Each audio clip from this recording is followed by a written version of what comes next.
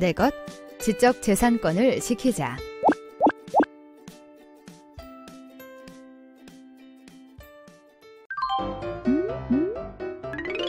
오늘의 학습과 관련된 이슈를 확인해 보세요. 안녕하세요. 안일훈 변호사입니다. 2011년 애플은 삼성전자를 상대로 미국에서 소송을 제기하였습니다. 삼성의 갤럭시 스마트폰 시리즈가 아이폰의 디자인을 침해했다는 이유였습니다. 애플은 일명 트레이드 드레스라고 불리는 제품의 전체적인 모양과 색상 그리고 디자인을 삼성전자가 총체적으로 베꼈다는 주장을 하였습니다. 그로 인해서 손해배상을 청구하였는데 그 금액은 무려 10억 달러, 우리 돈으로 1조 2천억 원에 달했습니다. 애플이 주장한 구체적인 특허의 침해 내용은 검은 사각형의 둥근 모서리를 둔 스마트폰, 그리고 태블릿의 기본 디자인, 그리고 액정 화면의 테두리, 그리고 아이콘 그리드라고 하는 애플리케이션 배열이 갤럭시 스마트폰 시리즈에 완전히 동일하게 적용되었다는 것이었습니다. 이 소송이 진행된 캘리포니아주 샌호제 연방지법에서는 배심원단이 삼성전자가 애플의 디자인 특허를 침해했고 그 때문에 5억 3,900만 달러, 우리 돈으로 약 6천억 원을 배상해야 한다고 판결을 하였습니다. 그리고 그 이후의 판결 법원 역시도 삼성전자가 애플의 디자인 특허를 침해한 것으로 판결을 하였습니다. 다만 그 이후에는 미국 대법원은 배상액 산정 기준에 문제가 있다는 삼성전자의 상고 이유를 받아들여서 원심을 파기하였습니다. 이 때문에 손해배상액을 다시 산정하기 위한 재판이 진행되는 등 두 회사의 다툼이 매우 길어졌는데요. 결국 최종적으로 애플과 삼성이 합의를 하면서 양사의 분쟁은 종결이 되었습니다. 애플과 삼성의 디자인 특허 침해 분쟁은 다시 한번 지적재산권의 중요성을 알린 사건이라고 할 수 있습니다. 창업을 하게 된 후에는 지적재산을 개발해서 남들이 이를 베끼지 못하게 하는 입장에 설 때도 있고, 또는 지적재산권을 침해했다는 공격을 받아서 방어를 하는 입장에 설 때도 있을 것입니다.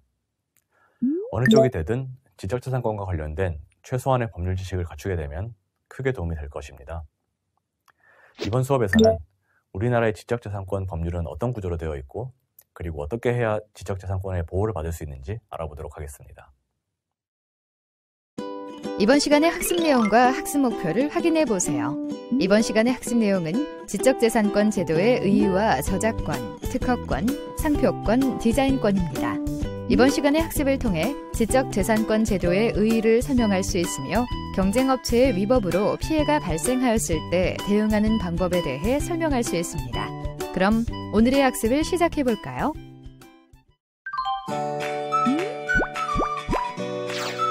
지적재산권 제도의 의의.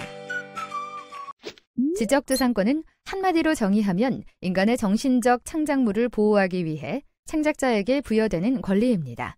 발명이나 예술작품은 우리 생활에 편리함을 제공해주고 또 삶을 풍요롭게 해주고 있습니다. 이는 그러한 창작, 발명, 그 이면에 발명자와 창작자의 땀과 투자가 있었기 때문입니다. 지적재산권법은 이러한 발명자와 창작자에게 독점적인 이용권을 주어 경제적 이익을 얻을 수 있도록 합니다. 발명자와 창작자에게 인센티브를 제공함으로써 이들의 창작 의욕을 고취시키고 궁극적으로는 과학기술과 문화의 발전을 도모하는 것이 지적재산권 제도의 목적이라 하겠습니다. 그래서 우리나라 법률에서 정하는 지적재산권은 매우 다양합니다. 음악이나 시, 소설, 영화, 미술, 건축, 출판물, 컴퓨터 프로그램과 같이 독창적인 사상을 표현한 것에 대해서는 저작권, 새로운 기술을 창작한 경우에는 특허권, 물품의 외형에 대한 창작물에는 디자인권, 상품의 출처를 나타내는 상표, 식물의 새로운 품종을 개발한 경우 등 다양한 형태의 지적재산권이 존재합니다. 이렇게 현행 법률은 매우 다양한 형태의 지적재산권을 정의하여 보호하고 있습니다. 지적재산의 종류는 달라도 공통의 목표는 창작자의 권리를 보호하기 위한 것입니다. 앞서 지적재산권은 몇 가지 종류에 대해 언급했지만 지적재산권은 크게 저작권과 산업재산권, 기타 권리로 나누어집니다. 저작권은 저작재산권, 저작인격권, 저작인접권, 데이터베이스권으로 나눌 수 있으며 산업재산권은 특허권, 실용신안권, 디자인권, 상표권으로 나뉩니다. 이외에도 여러 법령에서 정하고 있는 지적 재산에 관한 권리들이 있습니다.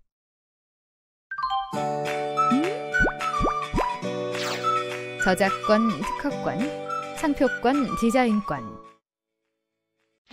지적재산 제도의 가장 큰 줄기를 이루고 있는 저작권부터 살펴보겠습니다. 저작물이란 인간의 사상 또는 감정을 표현한 창작물을 의미합니다.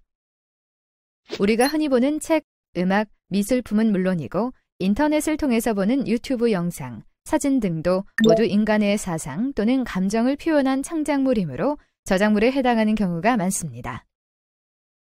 저작권은 이러한 저작물을 배타적으로 지배할 것을 내용으로 하는 인격적, 재산적 권리를 의미합니다. 따라서 저작권을 가지고 있으면 저작물을 이용하여 돈을 벌고 저작물을 배포하고 활용할 수 있습니다. 구체적으로 저작권의 내용은 저작재산권과 저작인격권, 저작인접권으로 나누어집니다.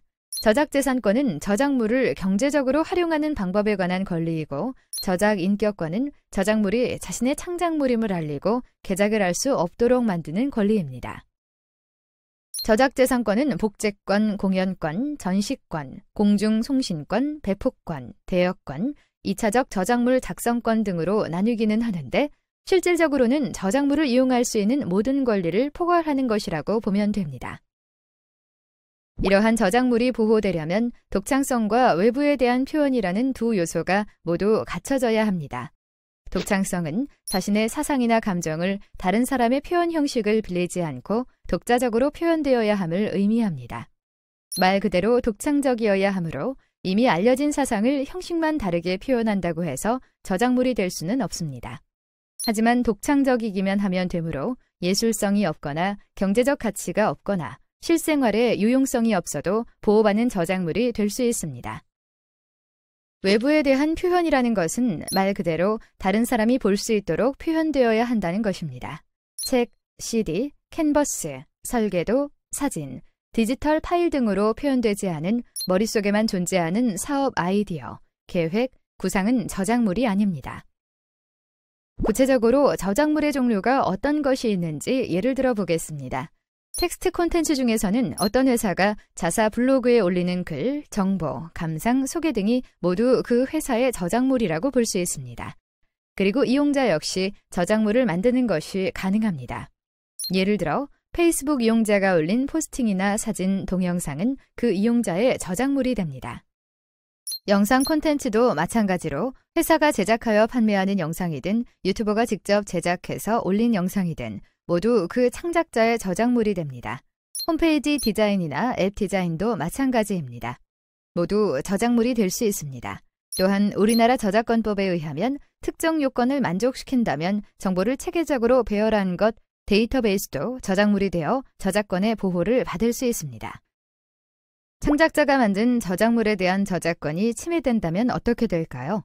우선 저작권 침해란 허락 없이 저작물을 이용, 배포, 2차 저작물 작성, 개작, 공연, 전시 등을 의미합니다. 앞서서 저작권이라는 것은 저작물을 배타적으로, 즉 독점적으로 마음대로 이용할 수 있는 권리라고 말했는데 타인이 저작물을 이용한다면 그런 배타적인 권리를 침해할 수밖에 없을 것입니다. 또한 저작권자가 다른 사람에게 대가를 받고 자신의 저작물을 이용할 수 있도록 허락해준 경우에도 그 이용 허락의 범위를 넘어서서 이용하게 되면 저작권 침해가 발생하게 됩니다. 예를 들어 비상업적 목적으로 이용계약 체결 후 상업적 목적으로 이용하는 경우가 있습니다. 원칙적으로 저작권을 침해하게 되면 형사책임과 민사책임을 집니다. 저작재산권 침해의 경우 5년 이하의 징역 또는 5천만 원 이하의 벌금이 침해자에게 부과될 수 있습니다. 또한 저작권자는 침해자가 더 침해 행위를 못하도록 저작권 침해 행위 정지 청구를 할 수 있습니다. 또 저작권 침해로 인하여 발생한 손해가 있다면 손해배상 청구를 하여 배상을 받을 수 있습니다.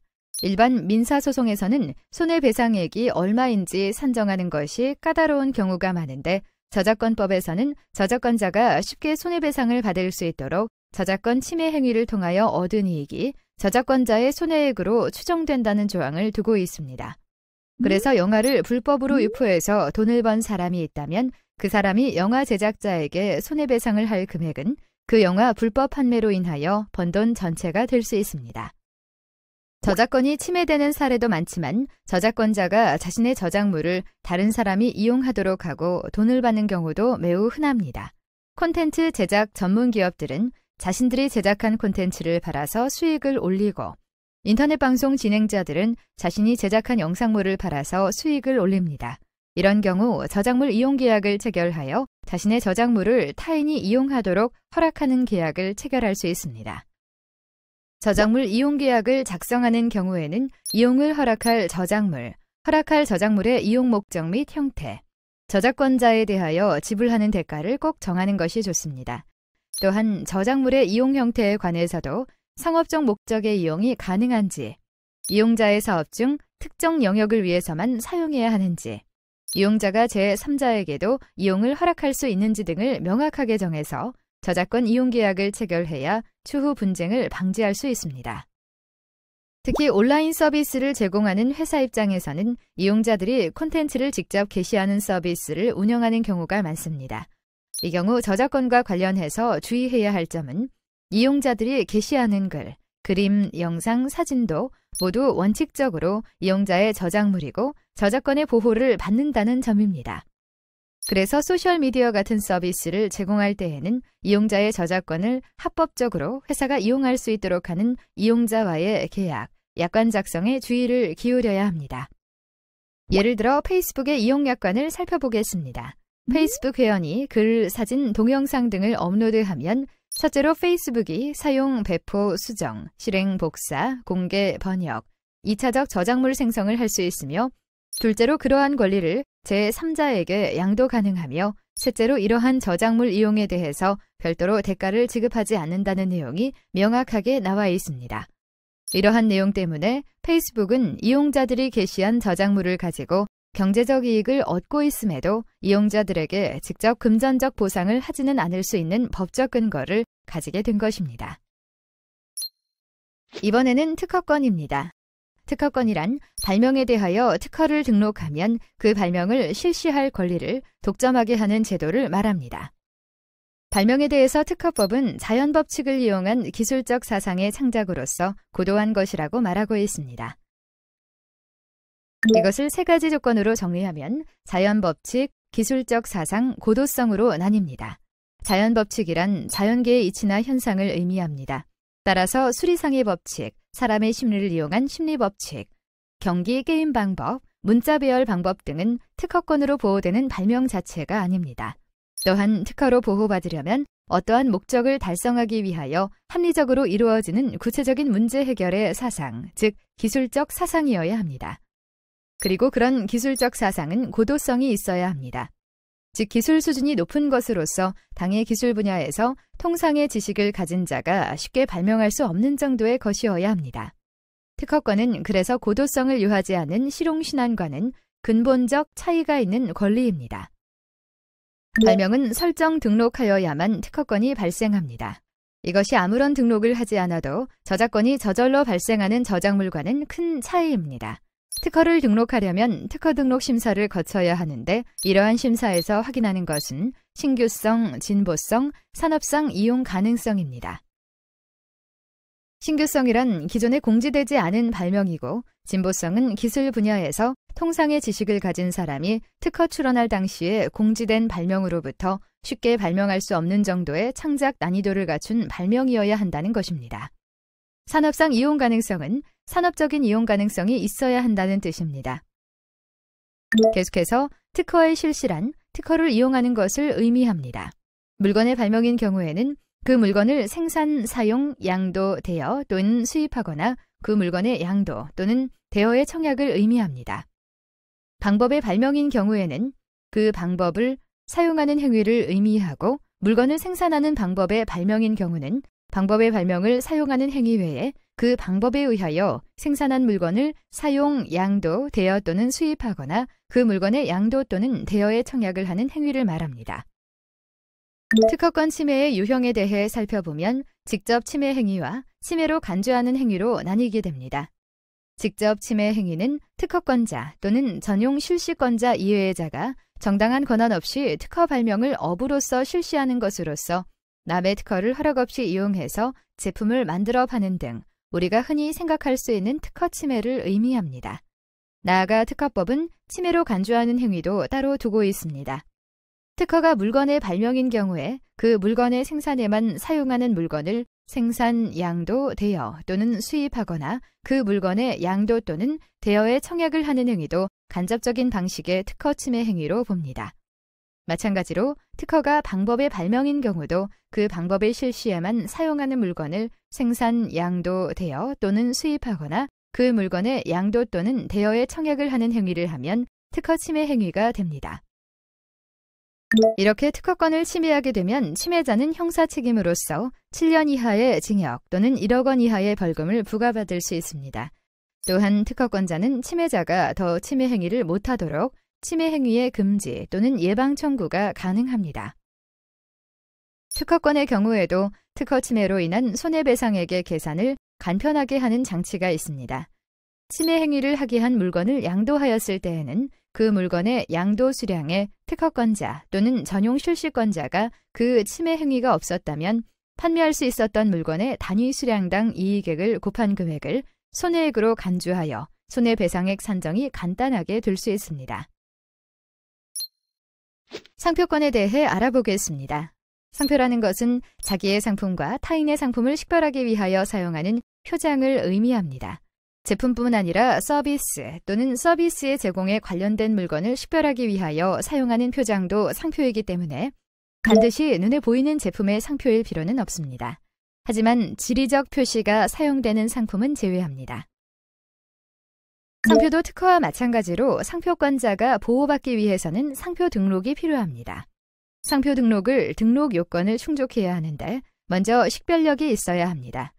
식별력이란 거래자나 일반 수요자가 상표를 표시한 상품이 누구의 상품인가를 알 수 있도록 인식할 수 있어야 한다는 것을 뜻합니다. 그래서 상품의 보통 명칭인 호두과자, 카 같은 것, 관용 상표인 과자류의 깡, 성질 표시적 상표인 양복 상표로서 울, 대형, 중형, 소형, 지리적 명칭인 뉴욕, 백두산, 흔한 성 또는 명칭, 간단하고 흔히 있는 표장인 1, 2, 3, A 같은 것은 등록할 수 없습니다.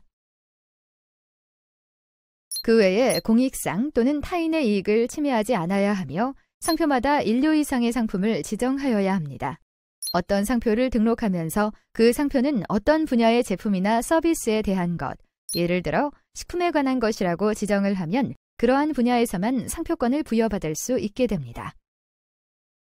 상표권을 등록하게 되면 다른 지적 재산권과 마찬가지로 상표권자는 지정 상품에 관하여 그 등록 상표를 사용할 권리를 독점하게 됩니다. 또한 상표를 사용하는 권리 중 상표를 표시하는 행위에는 소리나 냄새로 상표를 표시하는 행위, 인터넷을 통한 표시 등 전자적으로 표시하는 행위가 포함되어 다양한 상표 표시 행위에 대한 독점권을 받을 수 있게 되어 있습니다. 상표권을 침해당했을 때에도 저작권이나 특허권 침해와 유사한 법률적 조치를 취할 수 있습니다. 상표권 침해 행위를 한 자는 7년 이하의 징역 또는 1억 원 이하의 벌금이 부과받을 수 있습니다. 또한 상표권자는 자기의 권리를 침해한 자 또는 침해할 우려가 있는 자에 대하여 그 침해의 금지 또는 예방을 청구하는 침해 금지 청구권을 행사할 수도 있습니다. 마지막으로 디자인권에 대해서 알아보겠습니다. 디자인이란 물품의 형상, 모양, 색채 또는 이들을 결합한 것으로서 시각을 통하여 미감을 일으키게 하는 것을 의미합니다. 실시 독점권이 부여된다는 점에서 특허 및 상표와 유사하다고 볼 수 있습니다. 디자인 역시 특허나 상표처럼 등록해야 합니다. 디자인권 설정 등록에 의하여 디자인권이 부여되면 그러한 디자인권에 대해서 독점적으로 실시권을 가질 수 있습니다. 디자인의 등록 요건을 살펴보면 공업상 이용 가능성이 있어야 하고 기존에 등록되지 않은 디자인이라는 신규성이 있어야 하며 쉽게 만들 수 있는 흔한 디자인이 아닌 창작성이 있는 디자인이어야 합니다. 이번 시간에 학습한 내용을 정리해 보도록 하겠습니다. 1. 지적재산권 제도의 의의. 지적재산권이라는 인간의 정신적 창작물을 보호하기 위해 창작자에게 부여되는 권리입니다. 발명이나 예술작품은 우리 생활의 편리함을 제공해주고 또 삶을 풍요롭게 해주고 있는데 이는 그 이면에 발명자와 창작자의 땀과 투자가 있었기 때문이라고 할 수 있습니다. 따라서 이들에게 독점권이라는 인센티브를 제공함으로써 이들의 창작 의욕을 고취시키고 궁극적으로는 과학기술과 문화의 발전을 도모하는 것이 지적재산권의 최종적인 목표입니다. 2. 저작권, 특허권, 상표권, 디자인권. 저작권은 인간의 사상 또는 감정을 표현한 창작물에 발생하는 것으로도 별도의 등록이 필요하지는 않습니다. 저작권은 회사가 창작하는 모든 콘텐츠에 적용되므로 회사의 자산을 보호한다는 차원에서도 중요하고 특히 온라인 서비스의 경우 이용자의 콘텐츠를 활용하는 경우가 많아 이용자의 저작권을 이용하는 경우 특별한 고려가 필요합니다. 특허권과 상표권, 디자인권은 등록해야 보호받을 수 있는 권리로서 등록을 통과할 수 있는 요건들이 별도로 정해져 있습니다. 회사가 발명한 기술, 상표, 그리고 디자인이 있으면 등록을 통하여 관련 지적 재산권을 확보할 경우 경쟁사의 무단 이용을 막을 수 있습니다. 이번 시간에 학습한 내용과 관련된 팁을 확인해 보세요.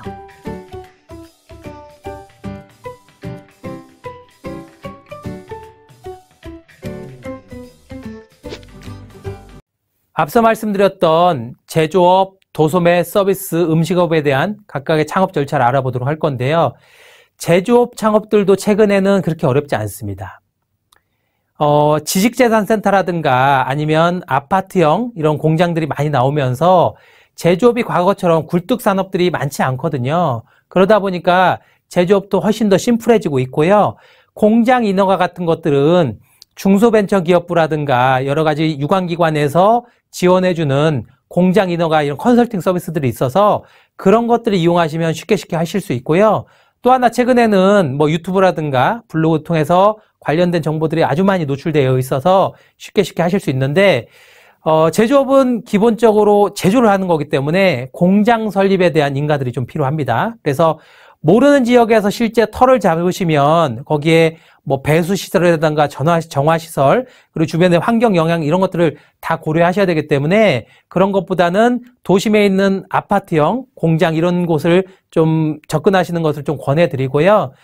앞서 얘기했던 컨설팅 서비스를 좀 활용을 하시면 좋을 것 같고 최근에는 공장이 없어도 제조업을 인가를 받거든요. 대표적인 것들이 중국의 알리바바 B2B 사이트들이 있어요. 지금은 이제 외부 많이 받아들이진 않지만 검증된 데만 거래를 하고 있는데 알리바바 B2B 사이트에 가셔서 내가 생각한 아이디어를 올리시면 알리바바 직원들이 한국어를 중국어로 번역해서 현지 공장을 물색해주고 제조로 위탁을 주고 이 중간에 이 업무들을 다 처리해 줍니다. 우리가 중국 사람들 못 믿는데 이런 서비스를 활용하면 다 할 수 있기 때문에 과거보다 그래서 제조업 창업이 특별히 더 어렵지는 않습니다. 그러나 아무래도 제조업 창업이다 보니까 제조에 필요한 원재료가 필요하고 그것을 유통까지 하셔야 되기 때문에 좀 자금적인 부분들 여기에 따른 인력적인 부분들이 조금 더 많이 좀 고민이 되신다고 보시면 될 것 같습니다. 제조업에서 크게 생각하실 게 유통이에요. 좋은 제품 만들면 팔릴 거라고 생각하시는데 사실 그렇진 않거든요. 하루 24시간 1년 365일 살아가시면서 일상생활 불편함을 느끼세요? 저는 없거든요. 지금 풍족한 사회예요. 그래서 제조업에서 특정 제품을 만들어내는 것도 중요하지만 판매할 수 있는 이런 마케팅 역량을 추가적으로 같이 갖추시기를 권해드립니다. 음식업 창업과 서비스업 창업, 도소매 창업은 절차적으로 거의 비슷합니다. 결국은 매장을 얻고 인테리어를 하고 영업활동을 전개하면 되는 건데요. 음식업 창업은 다른 창업과 좀 달리 종사자의 건강진단서 발급이 필요합니다. 이게 아무래도 이제 먹는 걸 판매하다 보니까 위생교육을 하셔야 되고 보건소에서 뭐 감염 여부나 이런 것들을 좀 확인하셔야 되고요. 이런 것들이 다 되면 영업신고증을 발급을 받으시면 되고 사업자 등록증을 세무서 하시면 됩니다. 도심에서 하실 때는 큰 문제가 없지만 외곽에서 하실 때 쓰는 물을 지하수를 쓰신다면 지하수 수질 검사 같은 것은 음식점에서 좀 다 받으셔야 되고요.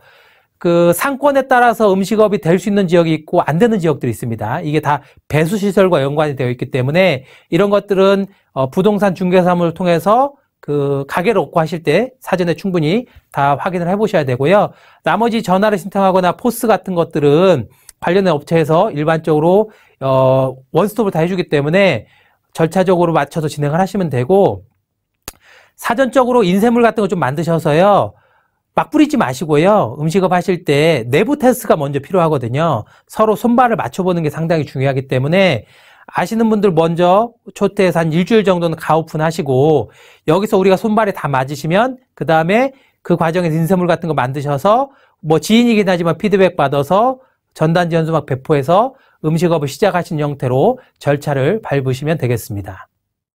도소매 창업은 음식업이나 서비스업과 절차적으로 크게 다르진 않습니다. 매장을 얻고 인테리어를 하고 판매하는 거죠. 도소매 창업은 서비스업과 음식업에 비해서 상권에 대한 영향은 비교적 덜 받습니다.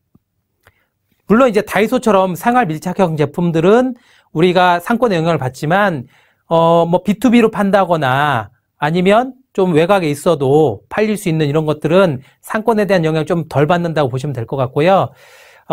음식업이나 서비스업보다는 입지 분석이 좀 덜하긴 한데 초기에 매입 자금이 좀 크거든요. 도소매는 진열을 해놓고 팔아야 되기 때문에 그거에 따른 자금 계획이 좀 명확하게 서 계셔야 되고, 도소매는 앞서 얘기했던 것처럼 재고를 어떻게 관리할 거냐, 이게 상당한 중요한 문제거든요. 그래서 효율적인 재고 관리에 앞서서 수요 예측 이런 것들이 좀 명확하게 좀 필요하고요. 도소매에 필요한 특별한 인허가 사항이라든가 이런 것들은 대부분 없습니다. 그래서 도소매는 제품을 진열하면 되기 때문에 인테리어도 좀 가급적이면 최소화로 하시면 되는데요. 최근에는 체험이 중요하면서 사실은 오프라인 매장이 단순하게 물건을 사는 행사가 아니라 뭔가 체험하는 형태로 가기 때문에 상품 진열이라든가 종업원의 교육 정도, 그리고 우리 어떻게 잘 알리는 이런 마케팅이 중요하다라고 할 수 있겠습니다. 자, 앞에서 얘기했지만 도소매는요, 낮은 원가로 물건을 갖고 와서 재고 관리를 효율적으로 해서 파는 게 가장 중요한 핵심이라고 할 수 있겠습니다.